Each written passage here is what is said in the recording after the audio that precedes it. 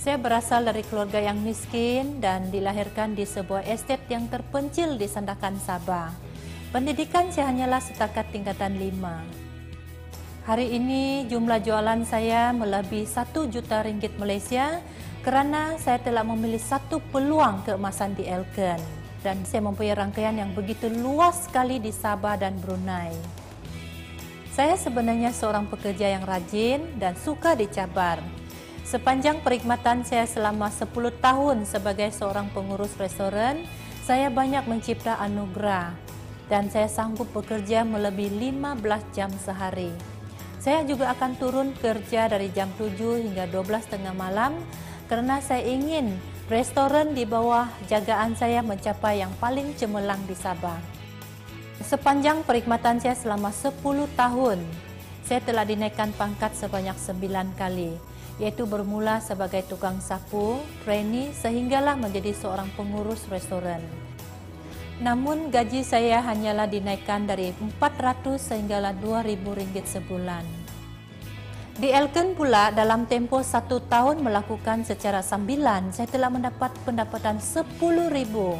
Manakala dalam tempoh 2 tahun saya telah mendapat 20,000, 3 tahun kemudian saya telah mendapat 30,000. Tahun keempat pula, saya telah berjaya mencapai CCM dan berjaya mendapat pendapatan 40,000. Walaupun tahap pendidikan saya rendah, tetapi ini bukan penghalang bagi saya. Malah rakan perniagaan saya terdiri daripada berbagai bidang.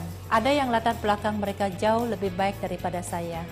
Antaranya adalah CCM Tom Sibaloi adalah bekas seorang juru teknik penghawa dingin. Seterusnya adalah CCM Kerici adalah bekas seorang anggota polis. CCM Marilyn Koju dan Po Siutin bekerja sebagai seorang pegawai bank. CCM Alfian Maskur dan CCM Mas Idayu, mereka ini pernah bekerja sebagai tukang cat kereta dan kerani. Manakala CCM Wan Mokhtar dan CCM Haja Hamidah, mereka pernah bekerja sebagai seorang tukang masak yang bertaraf 5 bintang. CCM Suzana Osman dan CCM Ajik Abdillah adalah merupakan seorang kerani di syarikat telekomunikasi.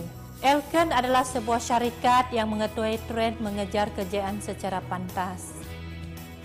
Walaupun perniagaan Elken telah tersebar ke seluruh dunia, namun beberapa unsur masih kekal, iaitu saling percaya sesama sendiri, penghormatan di antara ahli-ahli serta semangat perkongsian yang kukuh.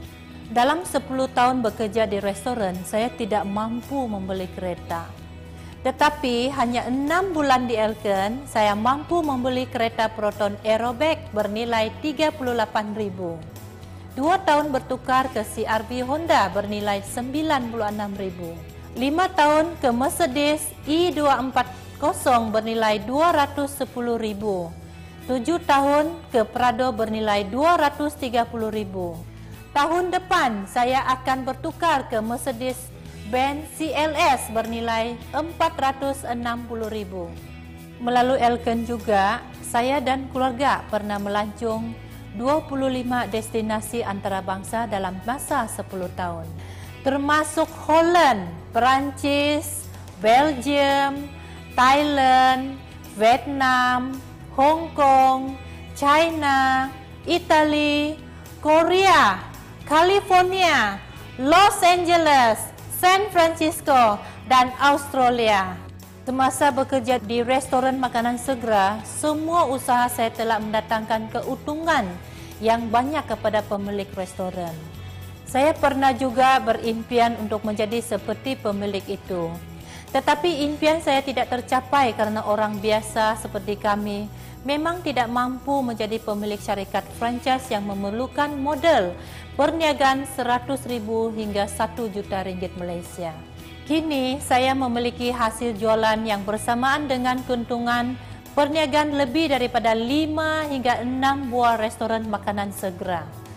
Perniagaan Elken ini mengaut hasil jualan bulanan 1 juta ringgit Malaysia tanpa menggaji pekerja, membayar yuran royalti, menanggung sewa kedai dan menyimpan stok barangan. Inilah keistimewaan perniagaan Elken. Dengan tekad dan perubahan minda, kita mampu mengubah kehidupan kita. Semua ini adalah hasil daripada pengorbanan dan cabaran. Saya Mary Chi, inilah kisah kejayaan saya.